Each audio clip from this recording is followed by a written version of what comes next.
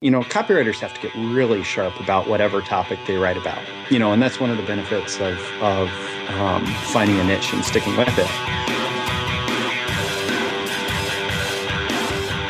Hey, podcast listener, you're about to discover insider tips, tricks, and secrets to making more sales and converting more prospects into customers with email marketing. For more information about the Email Marketing Podcast or the Autoresponder Guide, go to dropdeadcopy.com/podcast. It's John McIntyre here, the Autoresponder Guide, and it's time for episode 88 of the McMethod Email Marketing Podcast, where you'll discover one simple thing: how to grow your business with email marketing. How to grow your business with marketing, really. How to get more customers, how to crank up the value of those customers, and automate things as much as possible so you can run around at the park with your kids and do all that crazy cool stuff. Today, I'll be talking to Mr. Roy Furr. Now, Roy, I met him at Titans of Direct Response, the copywriting conference I was at a while back, and he was actually the copywriter for the sales letter for that conference. So he's, he knows personally a lot of the biggest copywriters in the world right now, and so I thought I'd grab him and put him on the, get him to do a podcast with me on what he's up to and some of the copywriting strategies he uses to really get great results with his own list and for his clients. So today we're going to talk about the value. I mean, he has a crazy value per email lead, that sort of value per dollar per lead, which you'll hear about in the episode. And we're going to also talk about some core direct response concepts, because I believe, and he believes as well, that a lot of this stuff, it comes back to fundamentals. I mentioned last week about the opportunistic stuff, that you really can't be opportunistic about, business ideas or projects within the business, or even tactics. That you can't think, I'm just looking for the next greatest and latest and greatest tactic to grow my business. It really does come back to fundamentals. So we're going to talk about some of those fundamentals today. To get the show notes for this episode of the McMethod Marketing Podcast, go to themcmethod.com/88. Now, this week's McMaster's Insight of the Week is to know your values. Okay, so what does that mean? Well, we all make decisions based on whether we want to go to the gym or not go to the gym, or go out to party on the weekend, or spend time with the family, or all the different things, all the decisions we have. We have a filter that we run our decisions through, and that's what makes them. And sometimes we feel like we made the right decision. We feel aligned with the decision, and it feels good. And other times, we don't feel good about it. We question ourselves. We doubt ourselves. So the advantage of knowing what your values are and taking the time to understand them, your core values, what drives your decisions, is that you'll have a conscious way of knowing when you made the right decision and when you didn't. Okay? So I did an exercise recently. This is what I did. I'm going to get a list of 400 different values. I actually did this exercise with a podcast guest who was on probably a couple months back. His name's John Logar, and you can go and find the podcast in the archives if you like. And he helped me with the exercise. And basically, we got 400 different values, 400 different things, and different ideas, like it might be health or nutrition or family or loved, all these different things. And the idea was that, you out of those 400, you choose all the ones that resonate with you. And I ended up with, I think, a list of 75. Then you do it again. Out of those 75, I had 30. And out of the 30, I had 20. And eventually, we whittled it down all the way to 5. And then I ranked the 5 in terms, from highest to lowest. And there you go. I have a set of values. And it's not so much about deciding what the values are in the exercise. It's more about eliciting them. Okay, diving under the hood of your brain and figuring out what really drives you already. Okay. And what's going to happen is those shift. But the advantage of knowing this stuff is it really helps you to make decisions and be clear on what you're doing, why it's important to you, what really matters. So you can wake up each morning, you can look in the mirror, and you know that what you're doing today is really moving your life forward in the way that you want to move forward. I mean, I think this is the key to having that, really satisfying, fulfilling life, is knowing what your values are and then crafting a life, creating a life that allows you to live out those values. I talked about a couple of weeks back about this idea of passion versus getting good at something. I think that's the wrong question to be asking. A better question is probably going to be something along the lines of, what are your values? And are you living a life aligned with those values? Because if you are, it's going to feel freaking awesome. But if you're not, then it's going to feel pretty empty. Okay? So that's the exercise. You could do it yourself. You go talk to John Logar. He's a really cool guy, really friendly. You reach him out to him via email. I think he has a website. It might be Call John Logar, and you can jump on a phone call with him too. CallJohnLogar.com, I think that is. That might be wrong, but it's something like that. Anyway, that's that. Now that was this week's McMaster's Insight of the Week. You probably know what McMaster's is by now if you've been listening to this podcast, but just in case you don't, it's a private community VIP community, you might say, with people who pay a monthly fee for access to a forum and training products. And I get in this forum, I reply to their threads, there's other members in there replying to their threads. And the whole goal here of this sort of networking, it's a bit of a mastermind, you might think, is to really help people grow their business, get more customers with less time, with less effort, with less fuss. Because that's what we all want, right? That's why you're listening to this, is you do want more customers. You want them with less effort. You want to, so you can do all that, so you can really live that life in accordance with your values, okay? That's what McMasters is all about. If you want to learn more about it and even sign up, go to themcmethod.com/McMasters. You'll be able to get all the information there, and I would love to see you inside the forum. That's it for now. Let's get into this interview with Mr. Roy Furr. It's John McIntyre here, the autoresponding guy. I'm here with Roy Furr. Now, Roy is a copywriter I met at the Titans of Direct Response conference a couple months back. By the time this post go live, it'll be a couple months ago in Stamford, Connecticut, which was so Titans of Direct Response was an incredible marketing conference with all the big guys, Gary Bencivenga and Dan Kennedy and all those guys. And anyway, Roy, it turns out he's a copywriter who was at the conference, but he actually wrote, from what I remember, Roy wrote the sales letter for Brian Kurtz from Boardroom, who actually put the event on. So Roy's worked with some of the biggest guys in this industry in the direct response game. And I thought I'd get him on the show to talk about sort of the lessons he's learned and sort of a bit about what we both got out of Titans and what was some of the core concepts that that were talked about there. So we'll get into that in just a minute. Roy, how are you going today, man? I'm doing very well. And I feel honored actually to be on the podcast. I know what a huge effort these can be to put on and to connect with all the great people that you've had on your podcast so far. And I feel honored to be, I guess, featured alongside of them here. So you're one of them now, man. I guess. Yeah. Cool. Okay, well, before we get into some of the content, so what we just discussed this, a minute ago. Can you give the listener just a bit of a background on who is Roy Furr and what are you up to? Yeah, so in 2004, I got a degree in psychology, and it was an undergraduate degree, and I promptly got just about the best job you qualify for with an undergraduate degree in psychology, which is a customer service job at the local gas company. And it was an absolutely miserable job. So for people that didn't pay their heating bill all winter, and then the first warm day of spring came and we went out to shut off their service, I was the guy that picked up the phone when that person called in, if you didn't pay your bill and you started yelling at me because I shut off your service, apparently. Well, it was a horrible job. It was my first full-time job out of college. And it was really a miserable existence. But I worked from like noon to 9 p.m. and most people don't want to call the gas company after about 6 p.m. So I had a bunch of time in the evenings to read. And I'd been a casual writer. My biggest commercial success as a writer was when my grandma bought 10 copies of my self-published poetry book for all my aunts and uncles. But I found a book called The Well-Fed Writer, and I thought, oh, that's an interesting title. And I started reading it and discovered this whole copywriting thing. And that book in particular, he wasn't a direct response copywriter, so I quickly went down my own rabbit hole. But that was back in 2005, discovered direct response copywriting.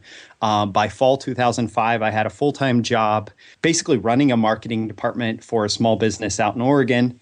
We more than doubled that business over the next 4 years, put them on Inc. magazine's list of the fastest growing small businesses in the country, and had a ton of success there. And then in 2010, I broke off on my own. I became a full-time freelance copywriter. I wrote a lot of business opportunity stuff in that first year, and then transitioned by late 2010 to almost exclusively working with the big financial publishers and doing direct response then. In late 2010, I got a lot of folks who follow copywriting know AWAI. Every year they have their boot camp. As we're talking, that just ended. Unfortunately, I missed it this year. But in 2010, I was the guy that got the big $10,000 check up on stage. So I love using that picture for being like the hottest up and coming copywriter. How did you get that? I'm curious. What was the challenge of the game? Yeah. So it's kind of a multi-layered process for choosing it, but largely you get on their radar by working with AWAI. I mean, obviously they're kind of aware of all their students, but they're most aware of the students who show up at boot camp and spend a lot of money with them, and they're even more aware of the people who work for them. And that year, I wrote what was their largest ever opportunity product promotion. It was a promotion that did so well that they had to actually shut down selling the product. Now, normally what they do and what they still do is they launch a product. They don't do like the product launch formula model. They launch a product and they just sell it from that point forward.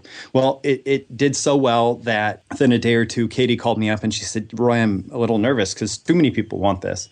And I said, well, you should shut it down. And they said, no, we can't do that. We've never done that. Never done that. And then, about 3-4 days later, they say, Roy, we're going to go with your idea. We're going to have to shut this down. And so within 2 weeks, they shut it down because it was just selling too well. And then launched it again as with even more content a few months later.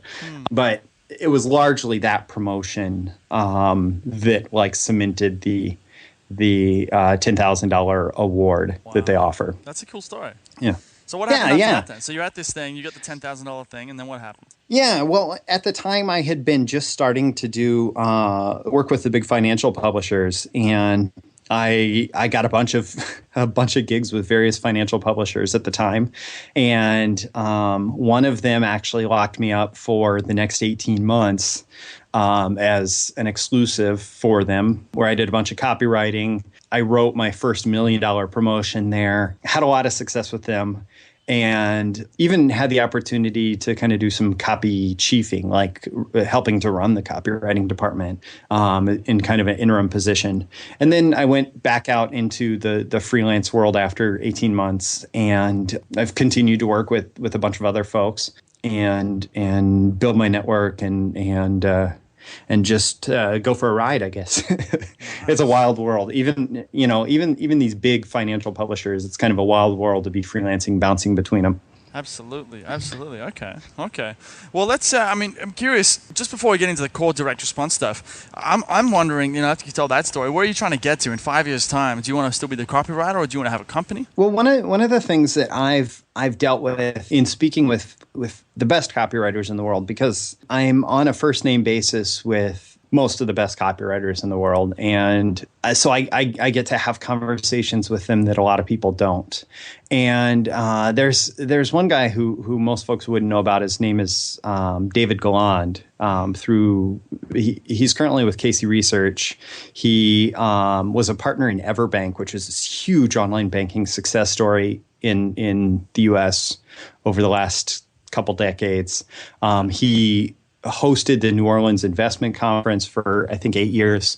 He helped launch the Blanchard Group of mutual funds. And so he has billions of dollars of sales to his name, even though you don't know who he is. Yep. Well, one of the things that he told me when I was working with him at Casey Research was, find a way to get equity stakes in business. I mean, the freelance game is nice for a while, earning fees and royalties and even some really substantial royalties. But if you can find a way to become a partner in a business and use your marketing skills as your capital that you're bringing to the table, that is the single best way to make a bunch of money off marketing and off copywriting. And that's far more than being a freelance writer. I mean, that's a lot of times you're thinking about building a copywriting team and developing marketing strategies online, offline, understanding, if it's appropriate.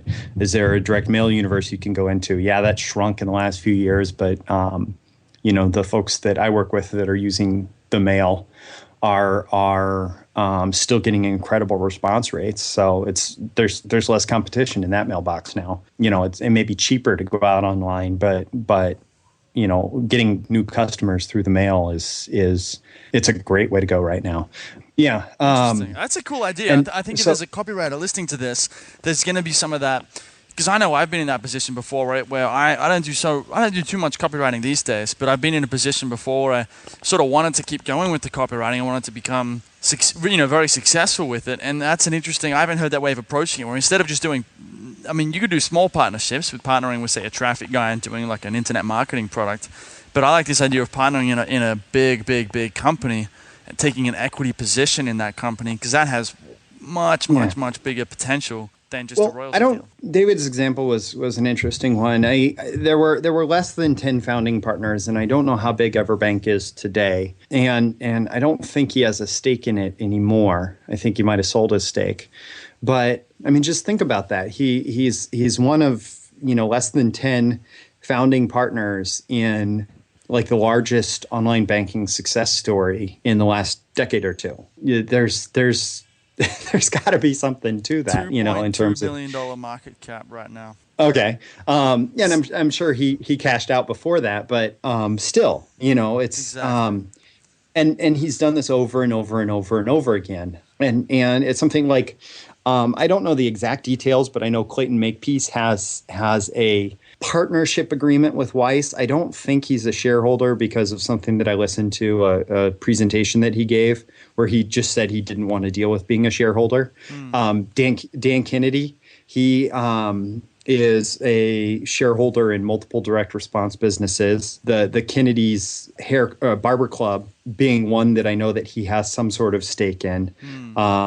These great copywriters are doing this, over and over again. Gary Bensavinga, he actually said at one point that one of his biggest regrets of his career as a copywriter was not going off and forming his own business. So what did he do when he retired? He formed Fresh Pressed Olive Oil, which is an olive oil of the month business that he has a stake in. It's a very interesting. Like, it's an interesting thing that because I think sometimes like it's easy. I remember when I was learning how to write copy and like really in the trenches, like writing down things by hand and reading all the books all the time.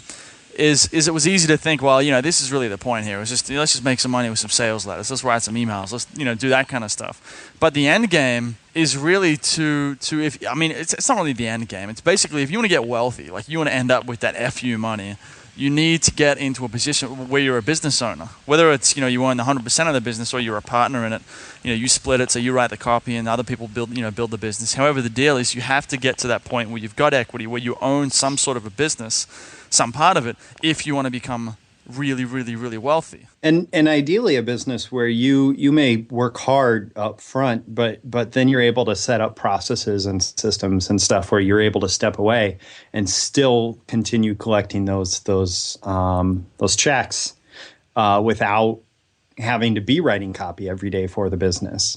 That's a great long term. When you think about something, I keep going back to it just because it's an example that we've brought up.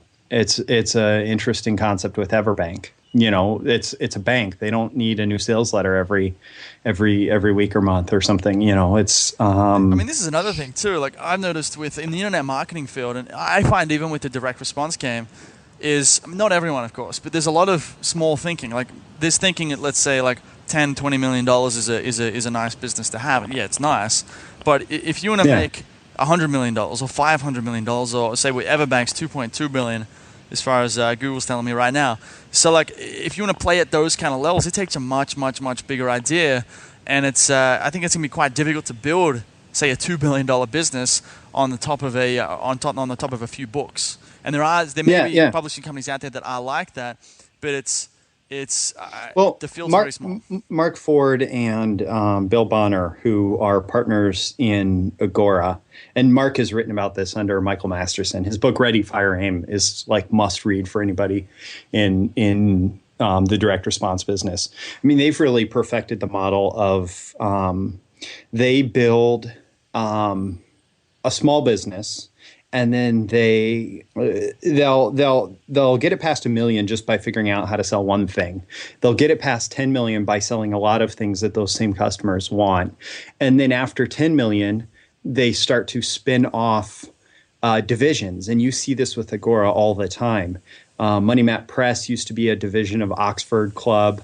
Stansberry has divisions and separate companies. Palm Beach Letter is actually kind of underneath Stansberry. And so they have this kind of, family tree that are all owned by the Agora proper, but it's all these independently operating business units.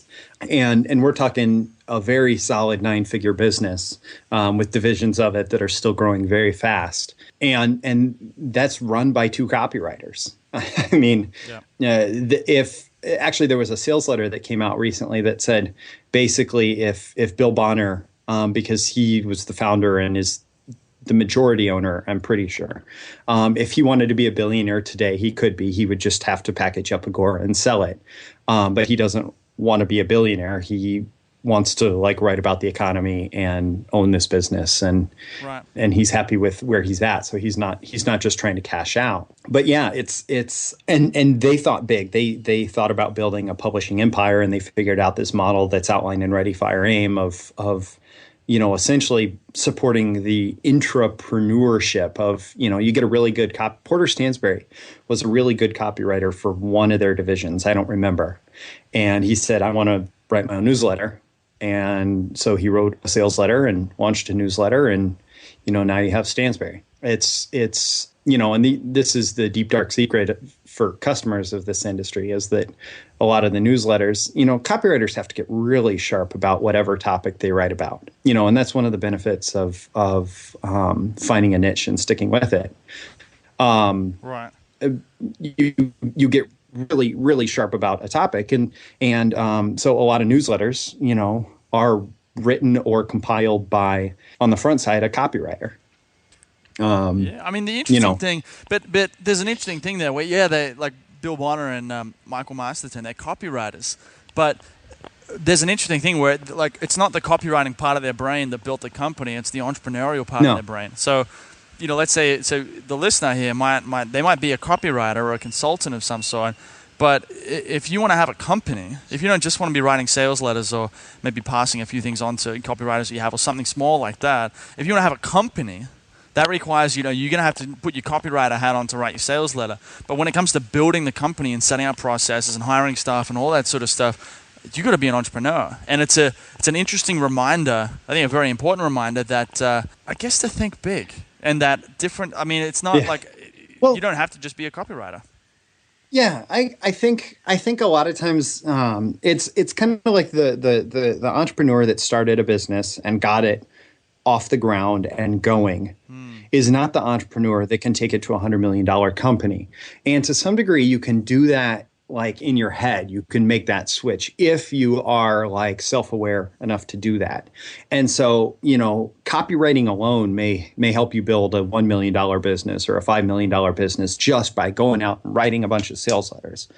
But when you want to take that next leap, I'm not saying you should hire MBAs because I tend to, as a whole, have kind of a negative impression that they're built for middle management in large companies.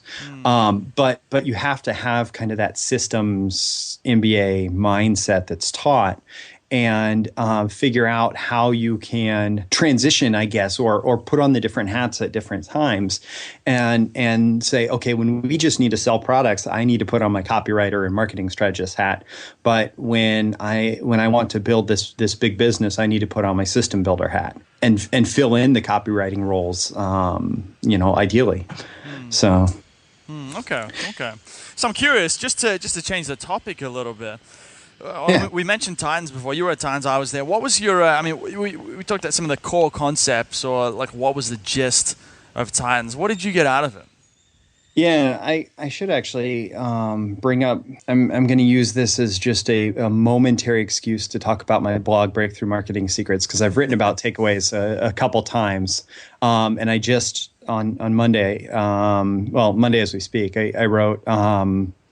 I wrote like the top takeaways for beginning copywriters. The funny thing was, to me, the thing that jumped out so much was that there was like very little talk of tactics at Titans and so much about like mindset and not getting caught in kind of this little mind of copyright of the copywriting world, like going out to the big mind of like the whole world and thinking about your market and all of that. Like, one of the things that was recommended a couple times was reading about litigation and like how the best lawyers built their cases.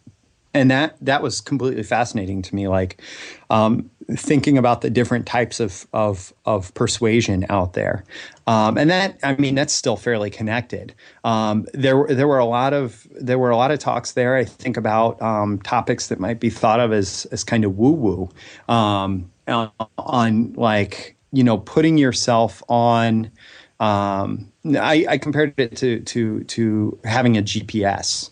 And a lot of them talked about kind of a variation on this, that like you have to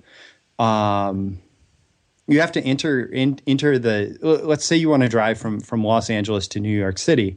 Well, you enter, the address in New York City in your GPS, and then you have to like stay on course for that entire trip. And it's a long trip. But if you stay on course, you like know where you're going. If you get off route, you have to get back on route. And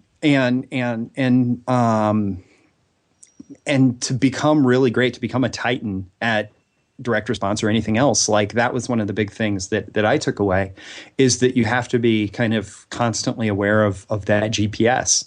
I definitely did the same thing as a copywriter. Very early on, I wrote, this was in 2009, a letter from my own services that said something along the lines of, imagine hiring the next Clayton Makepeace Gabinga or Michael Masterson, when they're basically fresh and whatever. Now the letter itself bombed, but the thinking behind it was sound. I mean, that particular letter, I don't think generated me any business. But it was actually like very similar to some of the stuff that I heard from the Titans up on stage. Yeah. It's an interesting thing where, this is a concept from, I think it's Psycho-Cybernetics is the book, where, getting towards your goal, getting towards anywhere in life, it's very much like sailing a boat or riding a boat across the ocean. The reason being is that you never go in a straight line from point A to B, especially when you're sailing, because your wind blows and you have to sort of zigzag your way there. So the wind blows and you get blown off course. Especially upwind. Yeah. Exactly. And you got to zigzag back in, zigzag back. And eventually you get to the destination. But, so often in life, it's very easy to kind of think, well, no, I'm getting so distracted and I'm getting carried away with this thing over here. And those sort of problems. And it's tough to remember, but it's really important to remember that really the process of getting to that goal, whether you're a copywriter right now or whether you already have a business, it doesn't really matter. Getting to anywhere, you zigzag your way there. You can't go in a straight line, and even if you try. And it's an interesting analogy. It's just sort of like what you're saying there, is that it doesn't have to be perfect. It doesn't have to be that straight line. No, it absolutely doesn't. And I think the sailing is another great analogy. My grandparents retired onto a sailboat and sailed from Indianapolis, Indiana, which, you have to ride a lot of rivers for a while. Right. But they sailed from Indianapolis, Indiana, down to the Caribbean and all the way across over to South Africa and back. Like in their 60s, I think they were in their 60s when they went to South Africa. That's an epic ride, man. That would have taken them a while. There was like 26 days where there was not a sign of human life, like not even a jet contrail across the sky. The whole world could have imploded, as long as the ocean was still there, and they wouldn't have known it for 26 days. But yeah, and so like I grew up visiting them on their sailboat quite often, and that really resonates with me. I enjoy the idea. I'm curious what you mean about we talked about the core direct response concepts. Like, so aside from, I've talked about this a lot in my training, in the training community, which is that a lot of people get hyped up and they get all excited about tactics, like a headline template or a good sales letter template, when a lot of, the core fundamental to me is empathy, and really getting inside someone's head so much that you understand him or her better than they understand themselves. That to me is that's one of those fundamental concepts. There were 6 words that really like locked into my brain, and I don't remember where I heard them, but they locked into my brain when I was fairly early on in my copywriting career. And it's understanding your prospects' fears, frustrations, and failures, as well as their dreams, their desires, and what they see as their destiny. And like, to write copy, if you understand that, like, what what fears are blocking them from having the life they want? What are they frustrated with today in their life right now? What failures just keep bugging them, like the things that they should have succeeded at, but they didn't? What dreams do they have for their future and for what that can be? What immediate desires do they want fulfilled right now? A lot of it for me, I mean, I'm, about the time that this podcast is published, I have a very small group of copywriters coming to join me for 3 days in Lincoln, Nebraska to chat about this stuff. And, it's a very big topic. But for me, part of it is actually just going and like, it's the psycho-cybernetics technique of theater of your mind, of just trying to put yourself in the mind of the prospect. In 2010, I got to interview Bill Bonner at AWAI. And we talked for a while about his process for copywriting. And this is largely what I try and do, is he just kind of imagines the prospect. And it's not like a real defined process, but he thinks about, for investors, it's, somebody who's maybe right on the cusp of retirement and they're realizing that they haven't saved enough money and they're just looking at their finances and they're thinking, oh geez, I could retire now and probably do okay for a few years, but am I going to be greeting people at Walmart? Am I going to be checking groceries at the grocery store that I've shopped at for the last 20 years? What is my life going to look like in 10 years if I don't figure this financial thing out and get a bit more money there to back me up?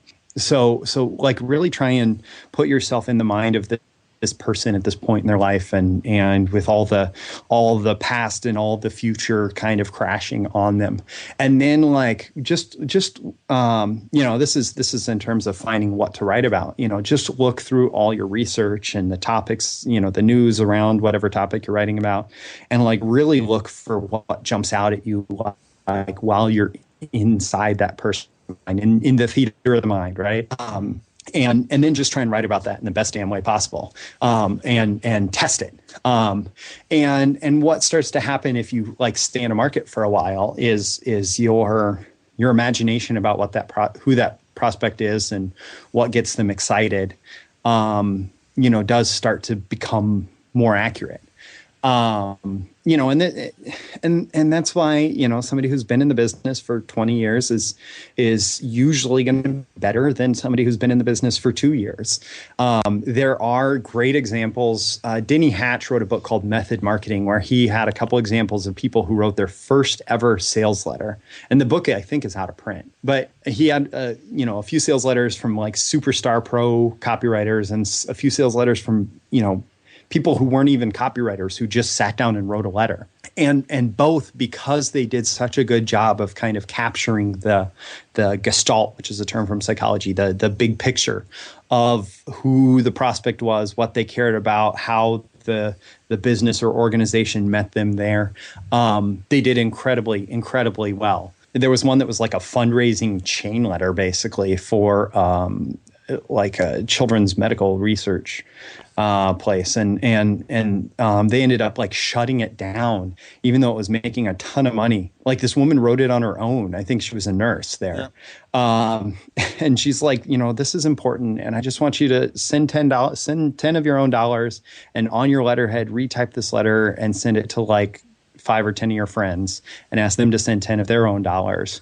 No matter who they are, just send 10 bucks. Yeah. And they made like hundreds of thousands of dollars, and then the hospital or the medical research facility like shut it down because they didn't want to be associated with this chain letter. But I'm like slapping my forehead about that. But and that was just somebody who really like understood. It wasn't a superstar copywriter.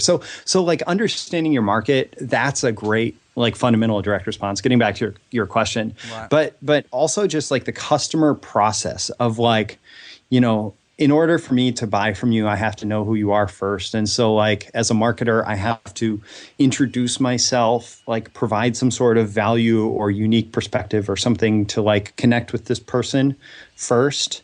And then like once I've connected with them, then I can ask them to like join my list and be a part of my list. And then like once that step has been achieved, I can start trying to make a first sale. But it has to be a gentle sale, not an expensive sale. Like the term tripwire is used for like the $7 offers or whatever, which is it's fair enough term, whatever.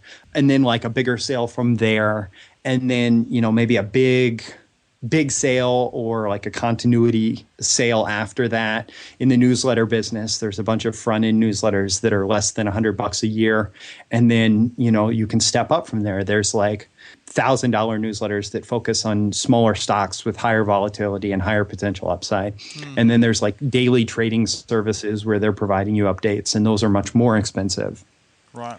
And so it's all about like building that relationship. And as you build the relationship and deliver more value, faster value, more immediate value, that sort of thing, that allows you to raise the price. So they get more value, you get more value, but it's this like growing relationship. Right. Okay. It's not.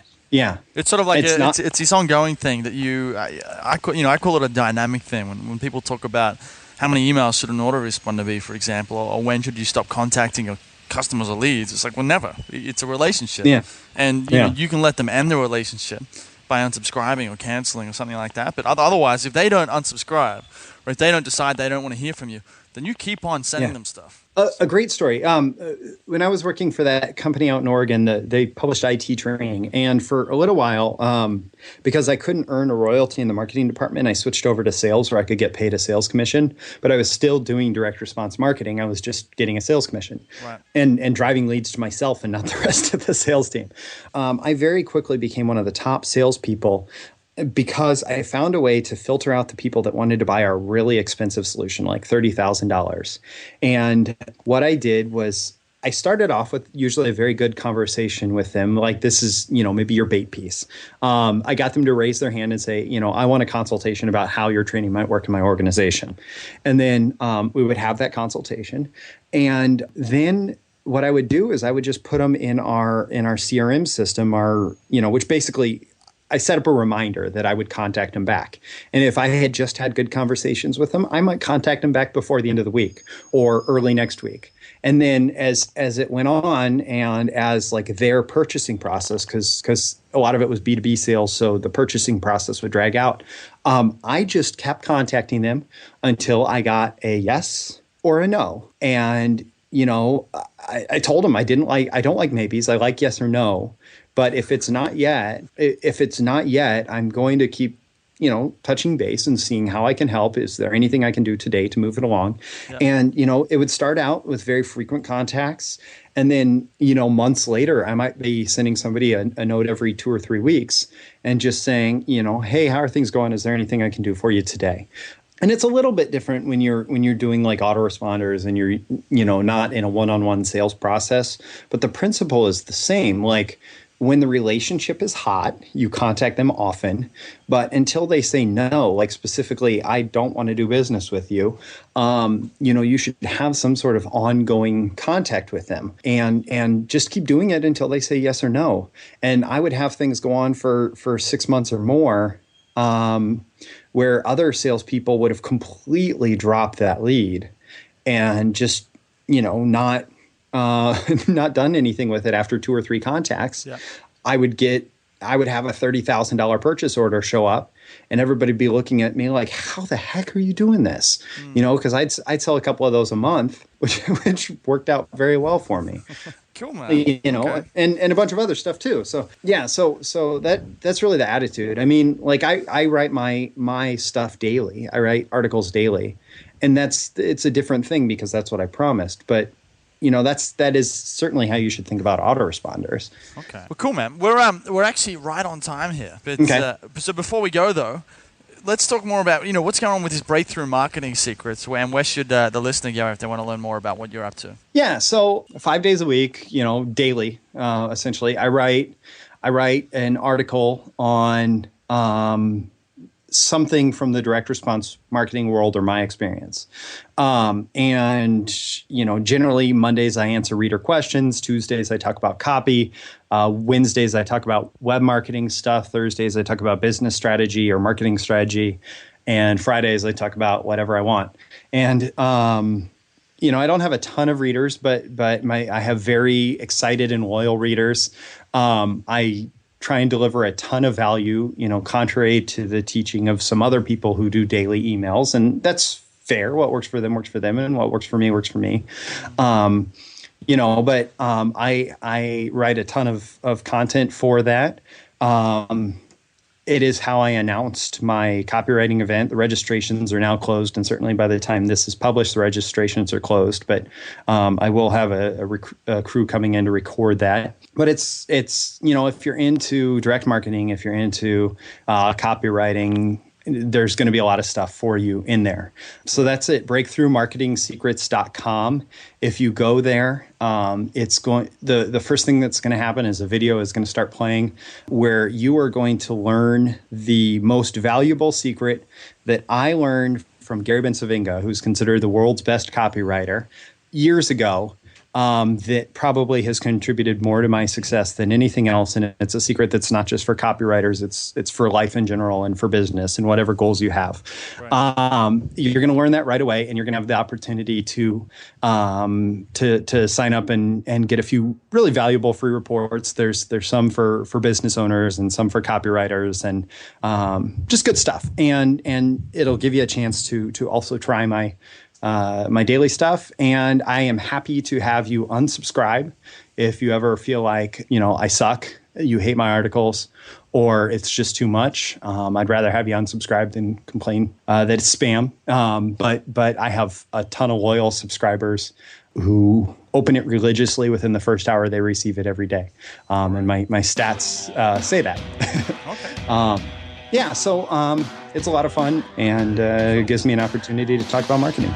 Cool, man. All right, well, I'll have a link to that breakthroughmarketingsecrets.com in the show notes at themethod.com. Roy, thanks for coming on the show, man. Hey, awesome. Thank you for having me and the invitation and the opportunity to speak alongside some amazing guests that you've had so far. I can't wait to dig even deeper into the archives and listen to every episode.